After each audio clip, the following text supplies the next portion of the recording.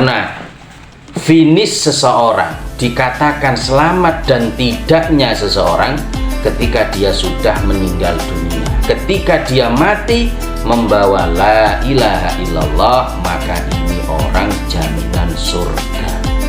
Dan assalamualaikum warahmatullahi wabarakatuh. Bagaimana kabarnya dulur-dulur sahabat Cak Nur yang berbahagia? Bagaimana kabarnya pada malam hari ini? Tetap semangat nggih? Alhamdulillah, semoga kita semua diberikan kesehatan, diberikan kelancaran urusan kita pada malam hari ini. Oke dulur-dulur yang berbahagia, kita meneruskan pengajian yang kemarin. Kajian yang kemarin makalah pertama, sekarang kita lanjutkan makalah yang kedua. Qala Nabi sallallahu alaihi wasallam, alaikum bimujalasatil ulama. Hendaklah kalian semua ini untuk selalu berkumpul dengan para ulama, wastima'i kalamil hukama, dan mau mendengarkan fatwa-fatwa atau keterangan-keterangan atau ucapan-ucapan dari orang-orang yang ahli hikmah. Fa innallaha ta'ala yuhyi al-qalba al-mayyita binuri hikmah, karena sesungguhnya Allah Subhanahu wa taala akan menghidupkan hati orang-orang dengan nuril hikmah, dengan cahaya hikmah. Kama yuhil arda al-mayyita bima'il matar, seperti halnya Allah akan menghidupkan tanah yang sudah mati, dihidupkan bima'il matar, dengan air hujan. Dulur-dulur yang berbahagia, pentingnya kita selalu berkumpul dengan para ulama. Kenapa? Karena memang ulama, al-ulama warathatul anbiya, jadi adalah penerus para rasul, penerus para nabi adalah para ulama. Kalau ada orang mengatakan, terserah, yang penting kita itu sudah bisa baca Quran, kita baca hadis sendiri, sudah cukup, gak usah butuh ulama, sudah tidak butuh kiai. Jangan begitu lur. Bagaimanapun kita bisa memahami Al-Quran, bisa memahami hadis, itu lewat para ulama. Kalau tidak ada ulama yang menjelaskan makna dalam Al-Quran itu, terus siapa? Yang menjelaskan maksud hadis ini seperti apa itu, kalau tidak bukan ulama, terus siapa? Maka dari itu ngaji itu memang harus dari step 1, step kedua, step ketiga gitu loh. Jadi berkelanjutan, tidak bisa langsung plek langsung dimakan mentah-mentah gitu ya, tidak bisa. Semua itu ada tuntunannya. Jadi tidak bisa langsung kita menghukumi, mengklaim ini, copot sini, copot situ, tidak bisa loh. Jadi ilmu agama itu ada sanadnya. Jadi dalam pemahaman hadis ini kita dianjurkan dan kita ditekankan untuk selalu berkumpul dengan para ulama, dengan para kiai. Bahkan di sini dikatakan, ada dalam salah satu hadis Nabi Muhammad sallallahu alaihi wasallam, mungkin dulur-dulur sudah pernah dengar hadis ini, sayati zamanun ala ummati yafirruna minal ulama wal fuqaha. Jadi nanti akan datang suatu zaman di mana umat saya ini akan lari dari ulamanya, akan lari dari para kiainya, tidak suka dengan ulama, tidak suka dengan kiai, tidak suka dengan orang-orang soleh. Kenapa? Macam-macam masalahnya.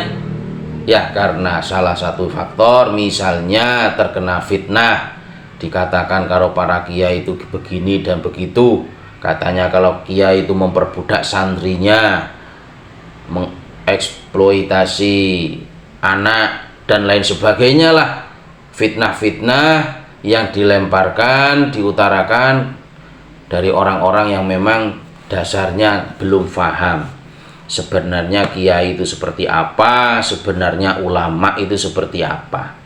Ini penting Cak Nur sampaikan dulur-dulur, supaya kita semua sebagai orang muslim, kita tahu standar ulama itu seperti apa. Karena memang sekarang ulama itu nggih macem-macem, nggih nuwun sewu mawon, ulama itu macem-macem sekarang itu. Yang dikatakan kiai, yang dikatakan ustadz, yang dikatakan gus, itu sekarang banyak macam-macam. Sehingga kadang ada beberapa orang punya statement bahwa oh ternyata gus ini seperti ini ya kelakuannya. Yang dia lihat ada beberapa orang, beberapa oknum yang dikatakan gus kelakuannya memang tidak cocok dengan syariat. Tapi apakah semua gus itu seperti itu? Kan ternyata tidak. Ada orang yang mengatakan oh ternyata kiai itu seperti ini. Masa kiai kelakuannya seperti itu? Dia mengambil oknum orang yang kelakuannya tidak jelas. Maka dari itu dulur-dulur perlu belajar dan mari kalau memang Sobat Cak Nur ini tidak paham tentang masalah kiai, gus, para ulama, masuk dalam dunia pesantren. Minimal lah sampean itu mondok lur seminggu aja lur, biar tahu seperti apa sih yang dilakukan di dalam pondok itu, apa sih yang dilakukan dalam pesantren itu. Oke sahabat dulur-dulur Cak Nur yang berbahagia, jadi kita teruskan hadis tadi lur. Kalau sudah umatku tidak suka, lari akan para ulamanya, lari akan para kiai-kiainya, apa yang Allah akan berikan kepada umat? Rasulullah mengatakan fayabtalihimullahu bisalasi baliyat, maka Allah akan berikan bala, berikan musibah kepada umat ini 3 musibah besar. Yang pertama, ulaha yarfa'ullahul barakata min kasbihim, Allah akan menghilangkan keberkahan daripada pekerjaannya. Wis harta banyak tapi tak barokah, pekerjaannya mapan tapi gak jelas, keberkahannya tidak jelas. Nah sekarang pertanyaannya barokah itu apa? Kadang kita itu tidak paham barokah.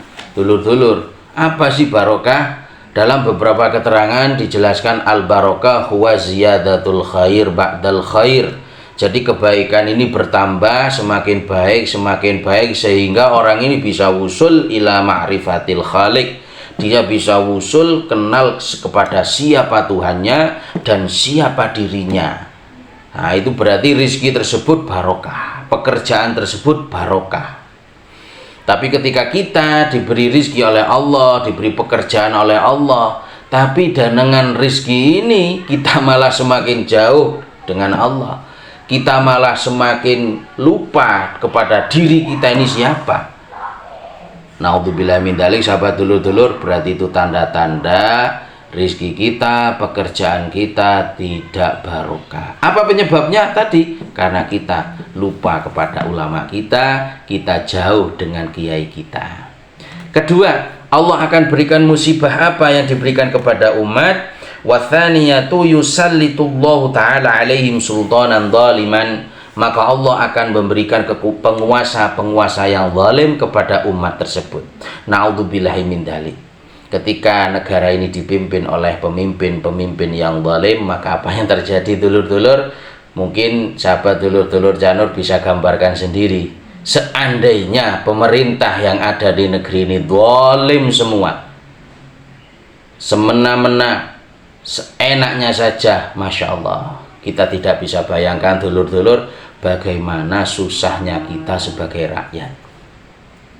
Maka dari itu kalau ingin kita punya pemimpin-pemimpin yang adil, pemimpin-pemimpin yang senang kepada umat, pemimpin-pemimpin yang memang bisa mengatur dengan adil seadil-adilnya negeri ini, jangan lupa dulur-dulur, kiai kita muliakan. Kita harus hormat kepada para kiai, para ulama, kita harus berhormat kepada para fuqaha. Kemudian yang terakhir, ini yang paling bahaya dulur-dulur, wasalisatu yakhrujuna minad dunya bighairi iman.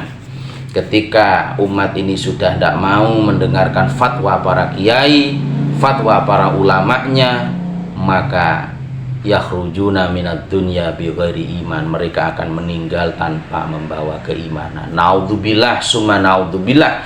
Karena finish seseorang, dikatakan selamat dan tidaknya seseorang ketika dia sudah meninggal dunia. Ketika dia mati, membawa la ilaha illallah, maka ini orang jaminan surga.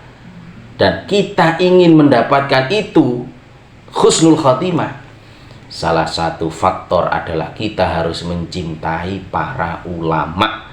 Kita harus cinta kepada para kiai, kita harus ikut dan memuliakan para ulama. Kenapa? Karena itu adalah faktor agar kita ini diberikan mati membawa husnul khotimah. Amin Allahumma amin. Baik dulur-dulur sahabat Canur yang berbahagia, bagaimana tetap semangat ya? Alhamdulillah. Semoga apa yang saya sampaikan ini dulur-dulur bisa bermanfaat bagi dulur-dulur semua. Tentunya bagi Al-Fakir sendiri, semoga tambah barokah, tambah manfaat, kecintaan kita kepada para ulama tambah mantap. Dulur-dulur yang berbahagia, alhamdulillah pertemuan pada malam hari ini berjalan dengan lancar. Semoga pertemuan malam hari ini diberikan keberkahan dari Allah Subhanahu wa taala. Jangan lupa terus pandengi terus Nur Vlog. Jangan lupa lur, tetap semangat. Assalamualaikum warahmatullahi wabarakatuh.